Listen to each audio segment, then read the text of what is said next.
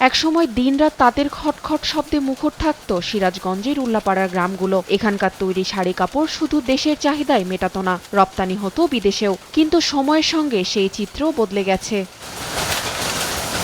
বিদেশে রপ্তানি প্রায় বন্ধ হয়ে যাওয়ায় উৎপাদিত কাপড়ের ন্যায্য দাম পাচ্ছেন না তাঁত মালিকরা। অন্যদিকে সুতা, রং ও অন্যান্য কাঁচামালের অস্বাভাবিক মূল্য বৃদ্ধিতে উৎপাদন ব্যয় বেড়েছে কয়েক গুণ, কিন্তু সেই অনুপাতে বাজারে মিলছে না কাপড়ের দাম। ফলে প্রতিনিয়ত লোকসানের মুখে পড়ছেন তাঁত ব্যবসায়ীরা। বিক্রি না করার কারণে আমরা এরকম লসের মধ্যে আছি। রং সুতার অত্যন্ত দাম বেশি, বাজারে নিয়ে গেলে হারে কাপড় বিক্রি হয় না। কস্ট কেয়ারিং হয়, সেই হারে এরা মূল্য পাচ্ছে না।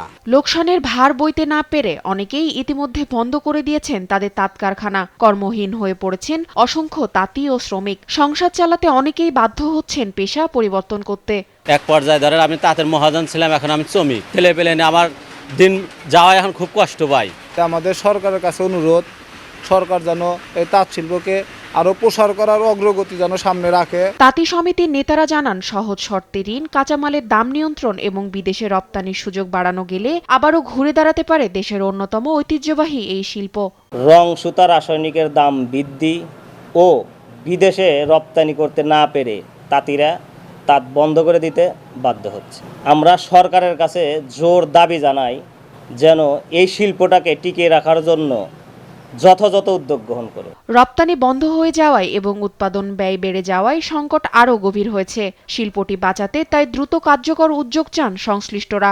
বালছাবাড়ি, বাবলাপাড়া, দাঁতপুর এই সমস্ত এই গ্রামসমূহে যে তাঁতিরা আছেন তারা শাড়ি কাপড় উৎপাদন করে থাকে। বর্তমানে রপ্তানি প্রক্রিয়াটা একটু ঝামেলা আছে। আশা করি দ্রুতই এই সমস্যার সমাধান হবে এবং তারা তাদের কাপড় আবার রপ্তানি করতে পারবে। উল্লাপাড়ায় প্রায় 20,000 তাঁত এবং এই শিল্পের সঙ্গে জড়িয়ে রয়েছে প্রায় 1 লাখ পরিবার। তবে অধিকাংশ তাঁত কারখানা বন্ধ হয়ে যাওয়ায় এখন মানবেতর জীবন কাটছে এসব পরিবারের। ঐতিহ্য রক্ষায় দ্রুত সরকারি সহায়তার অপেক্ষায় তাঁতি সমাজ। তাসফিয়া ইসলাম, নিউজ ডেস্ক, দেশ টিভি।